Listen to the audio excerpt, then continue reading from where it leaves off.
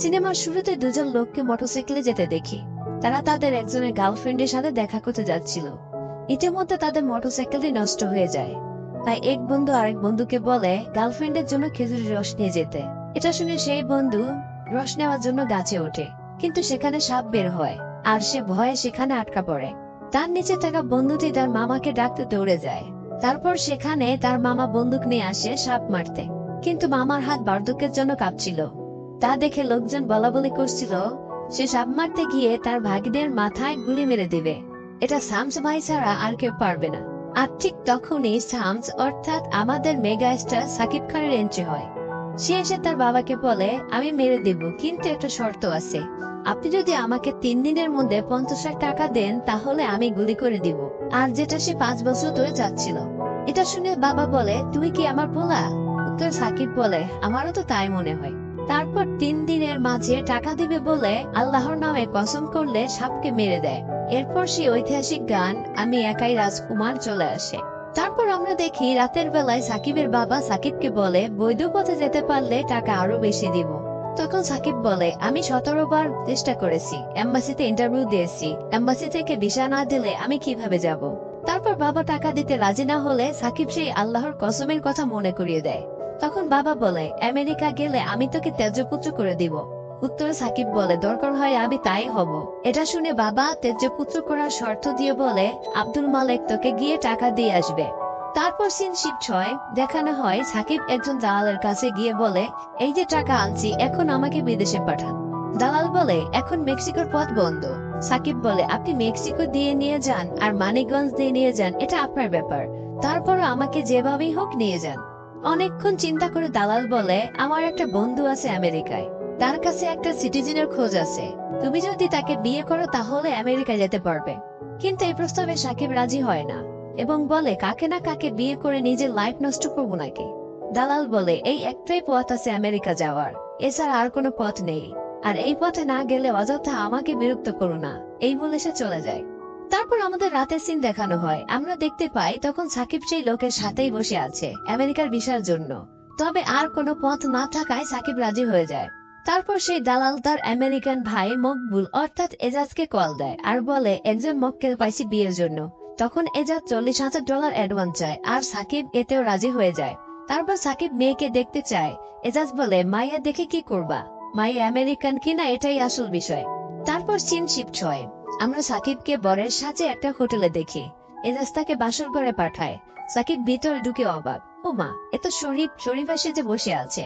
এটা দেখে সাকিবের মেজাজ খুব খারাপ হয়ে যায়, কারণ ইসলামে তো সমকামিতা হারাম। রাগ করে বাইরে এসে এজাজকে ইচ্ছে মতো উত্তম মাধ্যম দেয়। তারপর আমরা আবারও সাকিবকে এজাজের সাথে দেখি। সাকিব বলে মাইয়া কোথায়? এজাজ বলে আমি মাইয়া স্যার আসছি নাকি। আর ঠিক সেই সময় আমেরিকান সেই কাঙ্ক্ষিত নায়িকা কোর্টনি কফি সুইমিং পুল থেকে উঠে আসে। এখানে তার নাম হলো জুলি। সে এসে সাকিবের সামনে বসে এবং স্মোকিং করে। তারপর তাদের মাঝে কথা হয় আর মেয়েটা হালকা বাংলা বলায় সাকিব বলে মেয়েটা তো এমনিই আমার লাইক ছিল, তার মাঝে এখন ডাবল লাইক করছি। তার কিছুক্ষণ পরে সাকিব গাঁজার গন্ধ পেলে গাঁজাকে খায়, এত সুন্দর একটা মেয়ের সামনে এটা বলে। এটা শুনে জুলি বলে আমি খাই। তখন সাকিব তেল মারার জন্য আজইরা গাঁজার প্রশংসা করে, কারণ যেভাবেই হোক তার আমেরিকা যেতেই হবে। তারপর তারা গাজী অফিসে গিয়ে বিয়ে করে, কিন্তু জুলি সেখানেও সিগারেট খায়। এটা দেখে গাজী সাহেব নো স্মোকিং সাইন ঠিক করে লাগিয়ে দেয়। তারপর সে সিগারেট নিভিয়ে ফেলে। তারপর বিয়ের কাজ সম্পূর্ণ হওয়ার পর সেখানে তারা ফটো সেশন করে। এজাজ বইয়ের গালে চুমা দিয়ে একটা ছবি তুলতে বলে। তারপর তারা বাসর ঘরে যায়। সাকিব রাতে মেয়ের সাথে ঘুমাতে চাইলে মেয়ে তাকে তার সাথে ঘুমাতে দেয় না, কারণ এই বিয়েটা শুধু আমেরিকা নিয়ে আসার জন্য টাকার বিনিময়ে একটা চুক্তি ছিল মাত্র। তাই মেয়েটা একাই ঘুমিয়ে যায়। তারপর আমাদের রাতের সিন দেখানো হয়, সেখানে সাকিব এজাজকে বলে ভাই আমার বাইরে যাওয়ার কি হবে, মাইয়া তো পুরাই তার সেরা। তারপর সাকিব জুলির সামনাসামনি বসে আর বলে আপনি আমার আমেরিকা যাওয়ার একমাত্র ভরসা। তারপর মেয়েটা বলে চিন্তা করো না, সব ঠিক হয়ে যাবে। তারপর আমরা দেখতে পাই সাকিব গাছতলায় বসে থাকে, পাশে দিয়ে তার বাবা যায়। তখন বাবাকে দেখে সাকিব সালাম দিলে তার বাবা ফিরেও তাকায় না, মানে বোঝা গেল টাকা নেওয়ার পর থেকে সাকিবের বাবা আর সাকিবের সাথে কথা বলে না। তার কিছুক্ষণ পর সেখানে সাকিবের দাদি আসে এবং দেখে টঙের উপর 30 দিনে ইংরেজি শিখুন বইটা রাখা। এটা দেখে সে সাকিবকে একটা ইংরেজি বলতে বলে। সাকিব উত্তরে বলে, আমি যদি এটাই পারতাম তাইলে তো টাকা খরচ করে সিমরি বিয়ে করে আমেরিকা যাইতাম না। এটা বলে সাকিব সেখান থেকে চলে যায়। এভাবেই 6 মাস চলে যায়। আর সাকিব দালালকে বলে 6 মাস হয়ে গেল, এখনো ভিসার কোনো খবর নেই। তখন সেই দালাল এজাজের সাথে সাকিবকে কথা বলিয়ে দেয়। এজাজ বলে, সব ঠিক হয়ে যাবে, চিন্তা করো না, তুমি শুধু জুলির সাথে ঠিক মতো কথা বলো, তাহলে তোমার কাছে চিঠি চলে আসবে। তারপর আমরা দেখতে পাই কিছুদিন পর সাকিবের বাড়িতে চিঠি চলে আসে। আর সে অনেক খুশি হয় আর তার বিষয় অ্যাপ্রুভ হয়ে যায়। তারপর সে তার দাদির কাছে বিদায় নিতে যায় আর দাদিকে ভালো থাকতে বলে। আর দাদিও তাকে ভালো থাকতে বলে আর বলে, আমি মরে গেলে এসে আমার কবর জিয়ারত করে যাস। তারপর দাদি বলে তার আরো একটা কথা রাখতে। দাদি বলে যে তোর বাবা যদি তোর প্রতি কোনো অন্যায় করে থাকে তার উপর কোনো অভিযোগ রাখিস না, আর যাওয়ার আগে বিদায় নিয়ে যাস, যদিও সে তোর সাথে কথা না বলে। তারপর সাকিব খান তার বাবার কাছে যায়, গিয়ে বলে, বাজারে গেলেও আপনার হাত ধরে যাইতাম, কিন্তু আজ এত দূরে যাচ্ছি আপনার হাতটা ধরতে পারলাম না, অন্তত মন থেকে একটু দোয়া দিয়েন।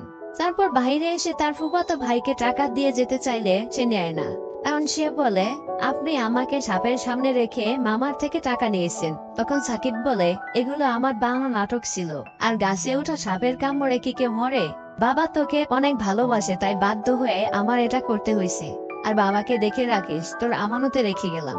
তারপর শেষবারের মতো দাদিকে বিদায় বলে সে গাড়িতে ওঠে।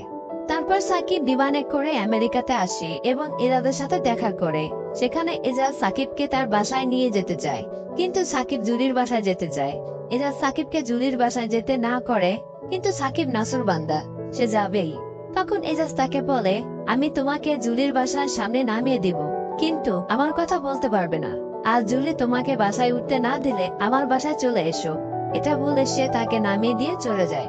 তারপর সাকিব সেখানে অপেক্ষা করতে থাকে। কিছুক্ষণ পর একটা আঙ্কেল তাকে জিজ্ঞেস করে, কার কাছে এসেছো? সাকিব বলে, আমি জুলির গেস্ট। এটা শুনে লোকটা সাকিবকে অনেক অপমান করে। তারপর সাকিব মনে মনে বলে, একবার শুধু আমেরিকার বাতাসটা বুঝতে দাও, তারপর বুঝামো। তার কিছুক্ষণ পরেই দরজা খুলে জুলি সাকিবকে দেখে রেগে যায়। সে সাকিবকে সেখান থেকে তাড়িয়ে দেয়, কিন্তু সাকিব বলে, এম্বাসি থেকে তো আমার অ্যাড্রেস এখানেই দেওয়া। আর তখন জুলি বলে, গ্রিন কার্ড আসলে এখান থেকে নিয়ে যেও, এখন চলে যাও।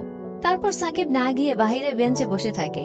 জুলি কিছুক্ষণ পর এসে তাকে আবারও চলে যেতে বলে, কিন্তু সাকিব তো নাসুরবান্দা, সে কোনো ভাবে তাকে ম্যানেজ করে। আর তাই জুলি তাকে এক রাত থাকতে পারমিশন দেয় আর বলে, কাল সকালে আমি ঘুম থেকে ওঠার আগে তুমি চলে যাবে। তারপর রাতের বেলায় দোকানের সামনে একজন মা তার বাচ্চাকে আইসক্রিম কিনে দিচ্ছে। এটা দেখে সাকিব ইমোশনাল হয়ে কান্না করে দেয়। তারপরে সিনে সকালে সাকিব শুয়ে থাকে, তখনই বাড়িওয়ালা এসে চিল্লাচিল্লি করে। সাকিবের ঘুম ভেঙে যায়। বাড়িওয়ালা জুলিকে ভাড়া বাকি থাকার কারণে রুম থেকে বের হয়ে যেতে বলে। আর ঠিক তখনই সাকিব জুলির রুমের সামনের মাসে সহ বকেয়া ভাড়া পরিশোধ করে দেয়। এটা দেখে জুলি সাকিবকে রেগে বলে, তোমাকে ভাড়া দিতে বলছি নাকি, তুমি এখনই চলে যাবে। সাকিব বলে, সব টাকা দেওয়ার পর আমার কাছে শুধু $400 আছে, আমার সব টাকা তো এখানেই শেষ। তারপরে সিনে আমরা সাকিবকে এনাদের সাথে দেখা করতে দেখি। সাকিব বলে, মুরগির খুপড়ির মতো একটা রুমের ভাড়া $1200। এদেশে মানুষ কিভাবে থাকে এত ভাড়া দিয়ে? কিন্তু এজাজ বলে, আমার এটাই মাথায় আসে না, জুলির বাসায় রাতে কিভাবে তোমাকে থাকতে দিল। তারপর তারা খাদিজা বেগমকে কিভাবে খুঁজে পাওয়া যায় এ নিয়ে আলোচনা করে, কারণ তাদের কাছে তো তার ফোন নাম্বার, ঠিকানা বা ছবি কিছুই নেই। যাই হোক, তারপর সাকিব রুমে ফেরে। রুমে এসে জুলিকে ঘুমাতে দেখে সাকিব জুলির গায়ে চাদর পরিয়ে দেয়। তারপর সাকিব জুলির মাথায় হাত বুলিয়ে দিতেই একটু রোমান্টিক ভাইব চলে আসে। কিন্তু তখনই জুলি ঘুম থেকে উঠেই তাকে বলে, তুমি এখনই বাসা থেকে চলে যাবে। ঠিক সেই সময় সেখানে বীরেন চলে আসে। জুলি তার সাথে রাগারাগি করে, কিন্তু সে 3 দিনের মাঝে দেখা করার ওয়ার্নিং দিয়ে চলে যায়। তখন সাকিব জুলিকে বলে, কোনো সমস্যা নাকি? এটা শোনার পর জুলি সাকিবকেও ছাড়িয়ে দেয়। তারপর আমরা দেখি রাতের বেলা সাকিব মন খারাপ করে বসে থাকে। ঠিক তখনই জুলি এসে তাকে সরি বলে, আর সাকিব হেসে বলে, ইটস ওকে। তারপর জুলি বলে, আমি তোমার সব টাকা ফেরত দেওয়ার চেষ্টা করছি। সাকিব বলে, টাকা লাগবে না, কারণ টাকা ফেরত দিলে তো বাসা থেকে বের করে দিবে। কিন্তু জুলি বলে, এখানে থাকা যাবে না। উত্তরে সাকিব বলে, আমি তো আর তোমার কোনো সমস্যা করছি না, আমরা না হয় রুমমেটের মতোই থাকবো। তারপর জুলি বলে, এখানে থাকে সমস্যা আছে। তারপর সিন শিফট করে এলার সাথে সাকিবকে দেখতে পাই। সাকিব তার কাছে কাজ চাইলে সে তাকে উত্তরপত্রী ডেলিভারি করতে বলে, কিন্তু এটা শুনে সাকিব নাক ছিটকায় আর বলে, লাইফে টাকার দরকার আছে, কিন্তু এভাবে না। তারপর তারপর সিন দেখানো হয় একটা শপে। সাকিব সেই শপের মালিককে জিজ্ঞেস করে শরীর কেমন আছে, আর লোকটা সাকিবকে ক্রিটিসাইজ করে বলে বাঙালিকে শরীরের অবস্থা জানতে আসে, আমি টাকা পয়সা ধার দিতে পারবো না, বাঙালির স্বভাবই হলো টাকা ধার যাওয়া। এটা শুনে সাকিব রেগে যায়, বলে নেক্সট টাইম আমার সামনে কখনো বাঙালিকে ক্রিটিসাইজ করে কথা বলবেন না। এটা বলে সে চলে যেতে লাগে। আর ঠিক তখনই দোকানদার খাদিজা বেগমের কথা বলে, আর সাকিব তার মায়ের কথা শুনে ওদের আগ্রহে ফিরে এসে জিজ্ঞেস করে উনাকে কি আপনি চিনেন, কোথায় আছে সে? তখন সেই লোক বলে তাকে তো এই দেশের মন্ত্রীরাও চিনে, যেভাবে সবার কাছে কাছে তার কথা জিজ্ঞেস করো। মানে সাকিবের দুর্বলতাকে দেখে সে মজা নিচ্ছে। তারপরে সিনে আমরা দেখি সাকিব রুমে গেলে সেখানে বিলেন চলে আসে। সাকিব জিজ্ঞেস করে কে সে? জুলি বলে কেউ না, তুমি চলে যাও, তার সাথে কথা আছে। তখন খালেদ বলে আমিও তার এক কাস্টমার। তারপর সাকিব বলে কি এমন কথা আমার সামনে বলা যাবে না? তখন খালেদ সাকিবের গায়ে হাত দিলে সাকিব হাত ধরে মুচড়ে দেয়। তারপর সাকিব রাগ করে বাইরে চলে আসে।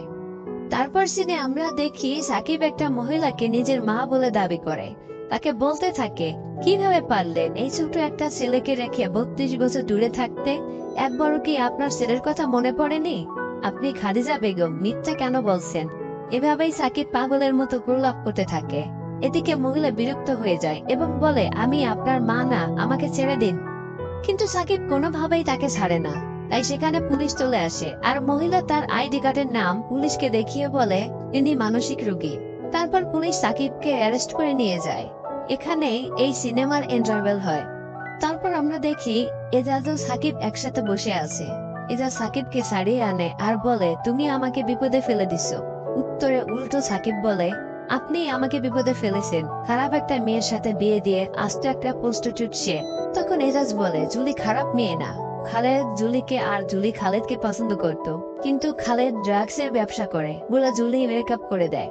আর তোমার থেকে $40,000 নিছে কেন জানো? খালেদের ড্রাগস সহ জুলিকে গাড়িতে পেয়ে পুলিশ অ্যারেস্ট করে, আর জুলিকে সেই মামলা থেকে জামিন করতে $40,000 লাগে। কিন্তু টাকা দিয়ে জুলি জেল থেকে বের হতে পারলেও খালেদের হাত থেকে রেহাই পায়নি, জুলিকে মেরেছে অনেক। এটা শুনে সাকিব এজাজকে বলে খালেদকে কোথায় পাওয়া যাবে। তখন এজাজ খালেদের বাড়ির অ্যাড্রেস দেয়। তারপর সাকিব সেখানে জুলিকে সাথে নিয়ে গিয়ে খালেদকে ব্যাপক মারপিট করে আর বলে কি ভেবেছিলি ও একা? ওকে দেখার মতো কেউ নাই, ও বউ আমার। এরপর যদি তোকে ওর আশেপাশে দেখি তাহলে তোকে মেরে প্যাকেট করে বাংলাদেশে পাঠিয়ে দেব, এই বলে সে থ্রেট দিয়ে চলে আসে। তারপর সিন শিফট হয়। সাকিবের কাছে একটা কল আসে। সাকিব শুনতে পারে তার দাদি মারা গেছে। তারপর সাকিব চুপ হয়ে বসে থাকে। জুলি জিজ্ঞেস করে কি হয়েছে? সে বলে দাদি মারা গেছে। জুলি বলে তাহলে বাংলাদেশে যাচ্ছ না কেন? সাকিব বলে বাবা চায় না যে তাই। তারপরে সিনে আমরা দেখি জুলি সাকিবকে জিজ্ঞেস করে বাবা কেন রাগ করে আছে? সাকিব উত্তরে বলে আমি আমেরিকা আসার জন্য। তারপর তার মাকে নিয়ে নানান কথা শেয়ার করে। কেউ বলে কাউকে পছন্দ করে তাই সে চলে আসছে, আবার কেউ বলে বাবার অত্যাচারে। আমি শুধু তাকে একটা কথাই বলতে চাই, আমার কথা কি তার একবারও মনে পড়ে না? জুলি জিজ্ঞেস করে তুমি যাকে খুঁজছো সেই খাদিজা বেগম তোমার কে লাগে? সাকিব বলে আমি তার ছেলে। এগুলো শুনে জুলিও ইমোশনাল হয়ে যায়। তারপর জুলি সাকিবকে বলে আমি তোমাকে ভালোবাসি।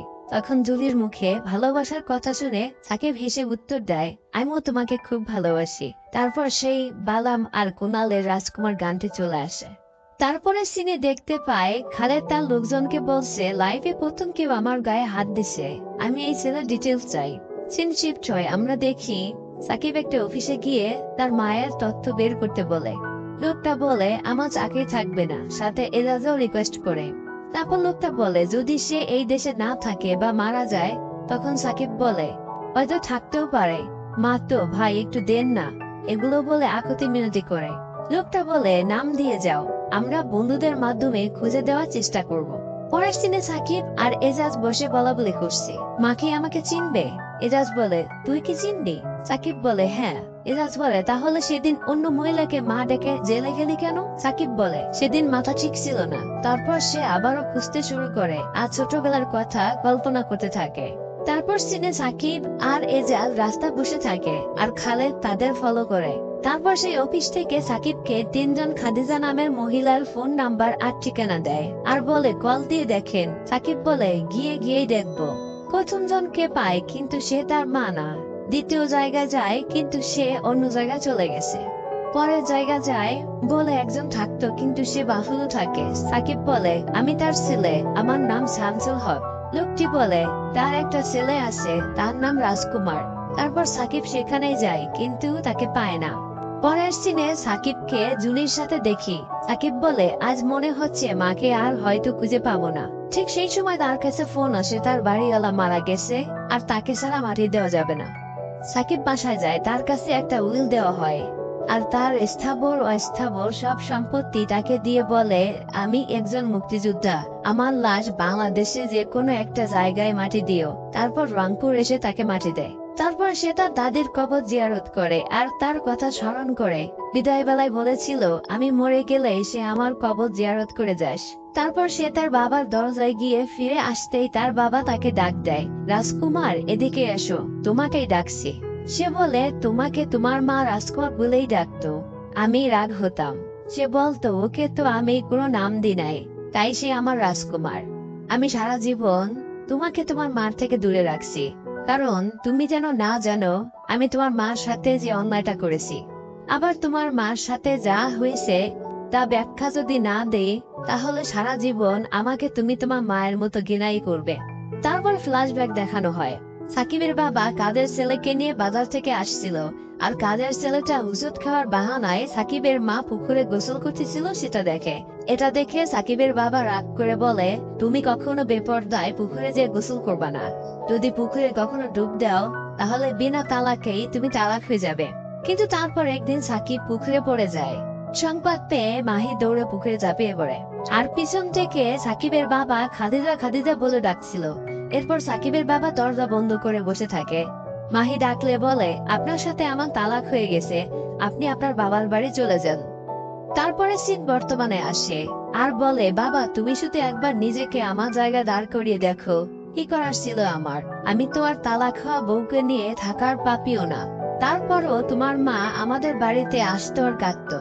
একদিন তোমার মা তোমাকে দেখতে আসে, কিন্তু আমি আসতে মানা করি। তোমাকে নিতে চাইলে আমি তোমাকে যেতে দিই না। তারপরে দেখতে আসলে আমার মরা মুখ দেখবেন এই কসম দিলে সে তারপর থেকে আর আমার বাসায় আসেনি। তারপর থেকে আর কখনো আমাদের বাড়ি আসে নাই। তারপর শুনলাম তোমার মাকে আমেরিকায় নিয়ে গেছে। গত 32 বছর থেকে শান্তিতে ঘুমাতে পারি নাই আমি। তুমি তো আমার একমাত্র সওয়াল, তোমার কাছে আমার একটাই চাওয়া, যদি কখনো তোমার মায়ের দেখা পাও আমার হয়ে একটু অনুরোধ করো যাতে সে আমাকে মাফ করে দেয়। আমি খাদিজাকে আজও ভালোবাসি, আজও আমি তার জায়গায় অন্য কাউকে বসতে দিইনি। তারপর সাকিব বলে আম্মা কোথায় আছে আমি জানি, আমি তাকে আপনার কাছে নিয়ে আসব। তারপর বাবা বলে তুমি আমাকে মাফ করে দিও, আমি তোমাকে তোমার মার আদর থেকে দূরে রাখছি। সাকিব বলে আপনার প্রতি আমার কোনো রাগ নেই, আপনি যা করেছেন আপনার জ্ঞানের অভাবে করেছেন। তারপর সাকিব আর জুলি আমেরিকায় একটা লোকের সাথে দেখা করে। সে বলে খাদিজা এসেছিল কিন্তু সে বাংলাদেশে চলে গেছে, তার একটা ঠিকানা দিয়ে গেছে। তারপর জুলির কাছে বিদায় নিতে গেলে জুলিও আসতে চায়। তারপর আমরা সাকিবকে বাংলাদেশের একটা বাড়ির সামনে দেখতে পাই। সেখানে গিয়ে সে রাজকুমার বেলা দেখতে পায়। গেট দিয়ে সাকিব ভিতরে ঢোকে আর তার মার কোরআন তেলাওয়াত শুনতে পায়। তারপর সাকিব সিঁড়ি বেয়ে উপরে উঠছিল আর তার মার কোরআন তেলাওয়াত শুনছিল। আর ঠিক সেই সময় মায়ের মুখে কে শব্দটা শুনতে পেয়ে সাকিবের গা হিম হয়ে যায় আর বলে আম্মা আমি আপনার রাজকুমার, আপনার ছেলে আম্মা। আমি শুধু আপনাকে এক নজর দেখার জন্য, কথা বলার জন্য, আপনার আদর পাওয়ার জন্য কোথায় কোথায় খুঁজেছি, এক প্রান্ত থেকে আরেক প্রান্ত গিয়েছি।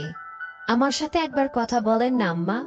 আব্বা যে অন্যায় করেছে তার জন্য ক্ষমা চেয়েছে, বাড়ি চলেন। উত্তর আসে আপনার সাথে কথা বলার অনুমতি নাই। তখন সাকিব হেসে বলে আমি আব্বাকে আনছি, সে এসেই আপনাকে নিয়ে যাবে। আমি যাবো আর আসবো, আপনি আর কোথাও যায়েন না, এখানেই থাকেন। এটা বলে হেসে হেসে চোখ মুছতে মুছতে সিঁড়ি দিয়ে নিচে নামতেই খালেদ এসে তার বুকে কয়েকটা গুলি করে। সাকিব কাঁদতে থাকে। ঠিক সেই সময় সাকিবের মা ঘর থেকে বের হয় আর সাকিব মাকে দেখে শান্তির একটা হাসি দেয় আর বলে আর একটু কাছে আসেন, আপনাকে দু চোখ বুইরা দেখি আর একটু জড়িয়ে ধরি। এটা বলেই নিঃশ্বাস বন্ধ হয়ে যায়। আর এখানেই রাজকুমার মুভিটি শেষ হয়ে যায়।